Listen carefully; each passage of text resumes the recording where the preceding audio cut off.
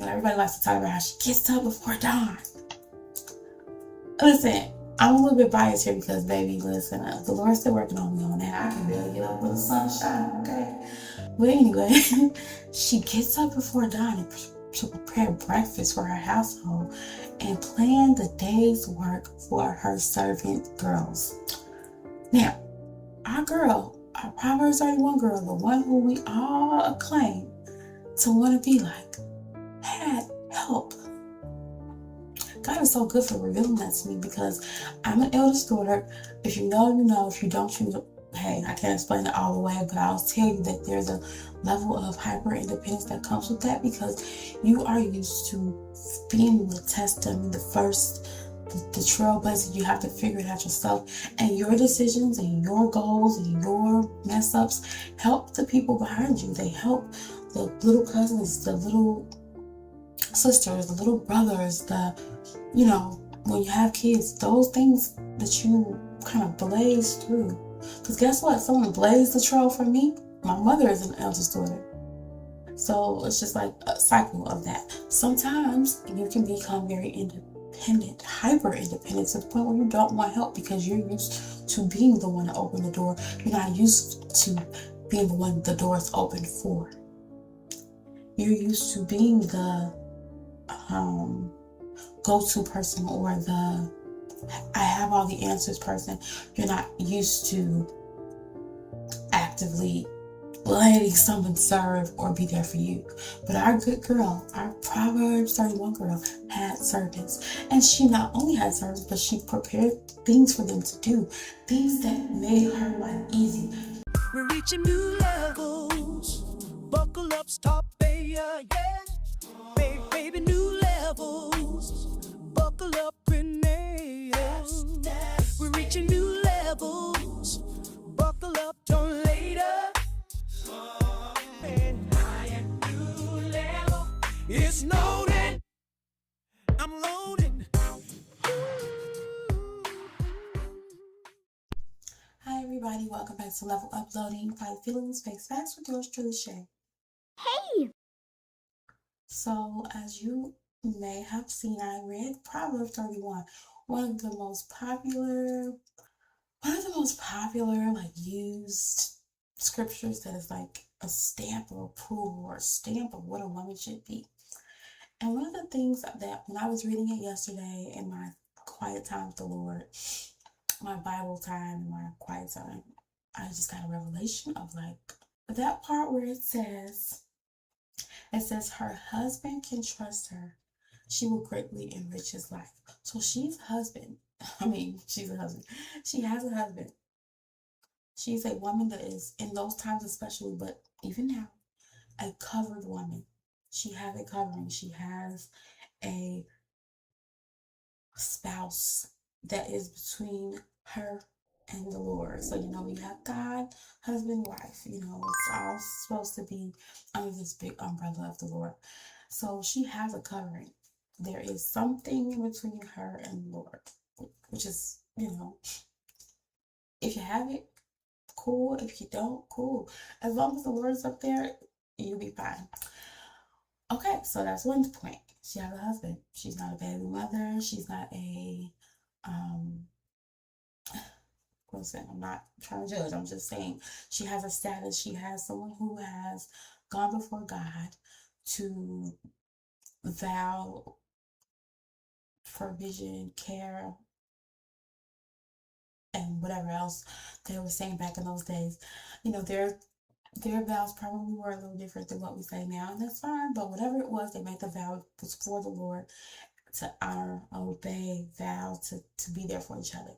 Someone has vowed that to her. I go a little bit further down from that, and it says, everybody likes to talk about how she gets up before dawn. Listen, I'm a little bit biased here because, baby, listen, the Lord's still working on me on that. I can barely get up when the sun is shining, okay?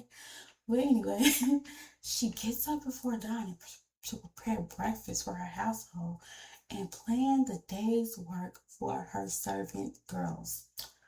Now,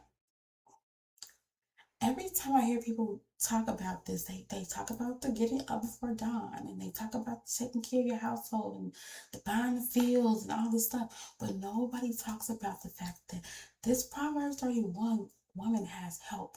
This Proverbs 31 woman is not out here hyper independent, trying to do it all herself. She has help. And this makes me think about sometimes I dibble and dabble in other lanes of the internet, like a lot of the I'll just put the compass of like the African diaspora, like they talk about their experience and how they have help. You know, we in America think we're so privileged and we're so this, but we're so individualized, we're so independent all the time that a lot of times what goes on in your house is in your house, nobody's bothering you, and if you have a nanny, people look at you as if you're a bad parent.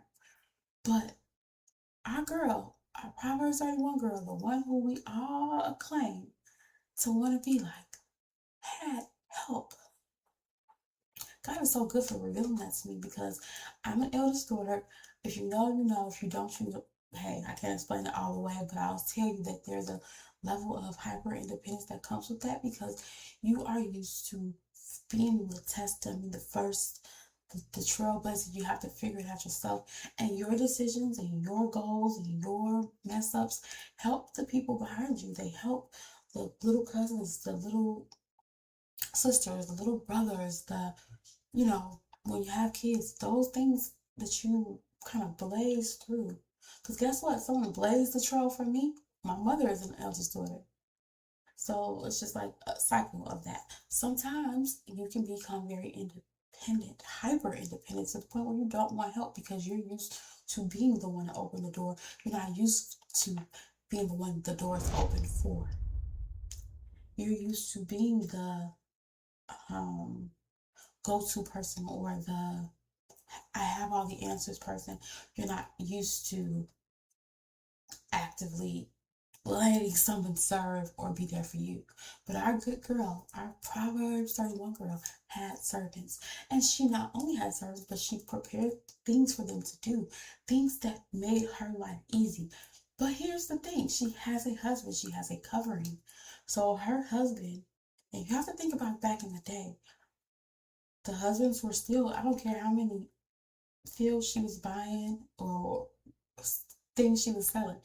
The husband was the breadwinner, the main head of household a lot of the times. Not always, I can't say that wholeheartedly, but in general, back in those days. And so he had to be making enough connections while he was sitting at the city gates, or he had to be making enough money when he was working to be able to hire his woman some help so that she was not out here trying to do it all by herself, so that she could show up fully and not be out here trying to be like Wonder Woman. Hear me when I say this. Just because you can do something doesn't mean you should do something. Just because you are able to do something doesn't mean that you can't accept help. That's something that I myself am always having to check and learn and relearn and break old habits. Someone will ask, oh, this is a lot. Do you want me to help you out to the car with this? Even just somebody as simple as like the guy at the grocery store, like the bagger. And it's like, oh no, I got it. And yes, I do have it. But at the same time, if this person is not only, this is their job, they're offering, why not use some of their strength that they are offering and volunteering versus me trying to lug all these bags, using all of my strength. By the time I get home and have to take them up these stairs, I'm already tired. And I'm just using that as an example.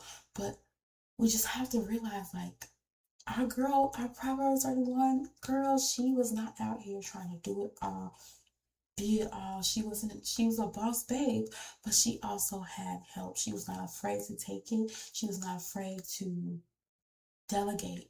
And she was not like a control freak. Do you know how how do you know how much you have to relax in order to let someone come and help you?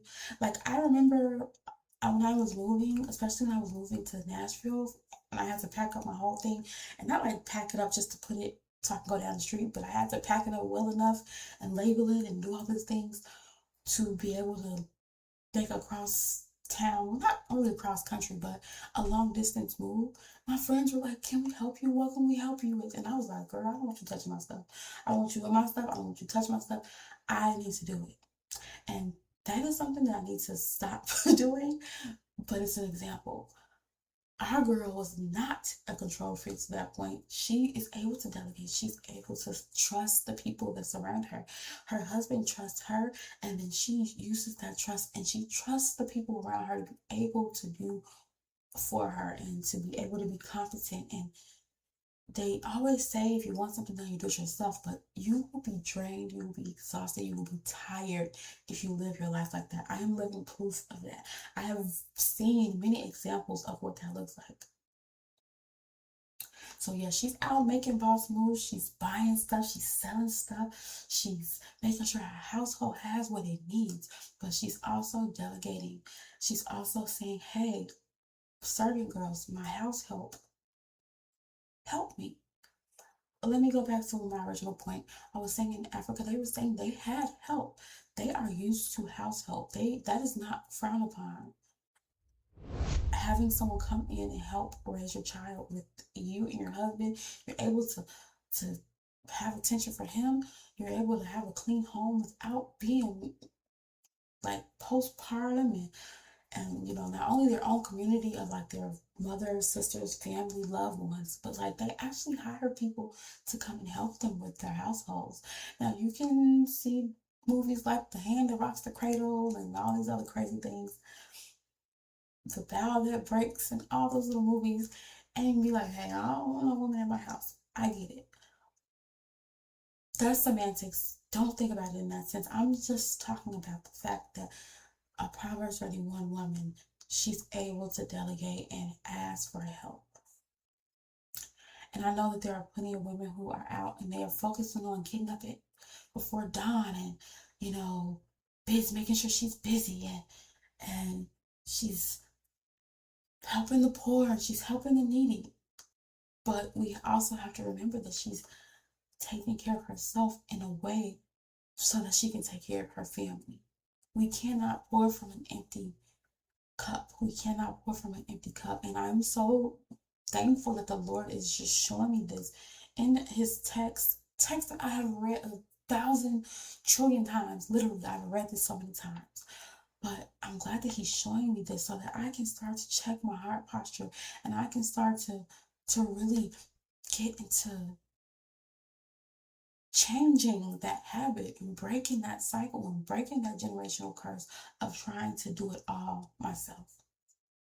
Outsource some of this stuff. I know people who they would clean their house before the housemaid came over. They would clean their house before the organizer came over. It's like, if you just do it then. It's like, if you could do that, just do it. But it's this fear of judgment, it's this fear of help, it's this fear of people touching your stuff. Trust me, I don't like, I'm sorry, definitely an Olipop girl. If you know, you know. I don't like people touching my stuff. I don't like relying on people. This is just honest. I'm not saying it's right. I'm not saying that it's how I always will be. But I have to actively like allow that to happen. When I'm at work, I take a day off and I delegate my tasks to someone else. I have had to learn to say whatever they did is what they did. Whatever they did, I taught them how to do it. I showed them what I need done. I can't micromanage it. I can't control it. I'm not here. I'm not going to be on my off day worried about work because I have to trust that the people who are put in place to help me are going to do their very best to help me. And if problems show up, then guess what? I have to assist them in navigating them and fixing them. But what I can do is control the narrative. I don't have control over that. Hear me when I say this though. I have to actively tell my brain that it has been engraved in me to be the go-getter, the example, that's just what is conditioned into women, firstborns, You could be any order. This is just a societal thing. But it's just when you're like the first of the litter, the first of the litter, it's like, hey, you teach, it trickles down, you know. Our girl, our Proverbs 31, you know, boss babe was handling business, but she was also making sure that she wasn't burnt out. She was also making sure that she wasn't trying to carry all the burdens. She was also making sure that her husband had high regard for her, which means that he was happy, which means that his needs were being met, however that looks. She wasn't exhausted or to the point where she couldn't perform her wifely duties. Now, listen, this is all inferred. This is not in the Bible. Okay, I'm just getting context from this. She's delegated her task for the day. So she's not being lazy, she's still doing stuff, but she's just not trying to do it all. So at the end of the day, when hubby wants to cuddle up at night, she still has energy because she didn't try to be Superwoman, Bat. She didn't try to be Superwoman, Catwoman, Wonder Woman, and Harley Quinn. She actually delegated some of those tasks so that she was not exhausted. So her husband is happy. His house looks nice. His home is good. He feels like his money is well spent because, yeah, they're paying the serving girls. But guess what? My wife, when I want to get into it with her, she's not exhausted. She's making sure we got food. She's making sure that we're making smart investments with our money, even beyond what I'm doing. She's spoken highly of. She's looking out for others. She's a woman of virtue, a woman of high regard in the community. We got bedspreads. It ain't cold. We ain't worried about the winter. She looking nice. She's wearing beautiful purple gowns and she looks good. She's keeping herself together. My kids ain't. My kids are. They love her. They bless her. So what do I have to complain about? Now listen, this is of course a snapshot of a woman, a snapshot of a relationship or a situation. The two things I take from this situation is that one, she has a husband who is helping to make the load lighter for her by allowing her to have help. They didn't say serving girl, they say girls. So imagine your husband gets you a cook and a maid, okay? Or maybe just a butler, who knows, whatever. But so he's making her load lighter, which makes his load lighter in the end because he can be happy and his kids can be happy. He doesn't have to worry. But two, she is graceful and humble enough to accept the help, use it smartly and wisely, and still stay busy. She's not being a stay-at-home mom that just sits around watching reality TV. She's using that open time to make investments, to make sure her house is good, to make sure that they're prepared for future things. Humility and covering. That is what I get from Proverbs 31 woman. I love it. Such a fresh, I don't know, I've read this a million times and I've always gotten different things from it. But this is a very, very, very fresh revelation for me. And I am so happy that I see that, like, I always saw the big picture, but I just wasn't paying attention to the details. So you guys let me know, what do you guys think about the Proverbs 31 woman? What is your favorite part about her? What is the part that you can relate to? What is the part that you need to work on a little bit? What is the part that, you say, oh, I struggle a little bit with that one. I can tell you right now, babe, waking up at dawn, pray about it. Pray about it for me, okay? Pray about it for me. First of all, I can barely make myself used to sleep before 2. That's another thing. And I be tired, so imagine. But anyway, guys, I wanted to share this with you. It was a really simple yet profound thing that it clicked something in my head, so hopefully it'll do the same for you.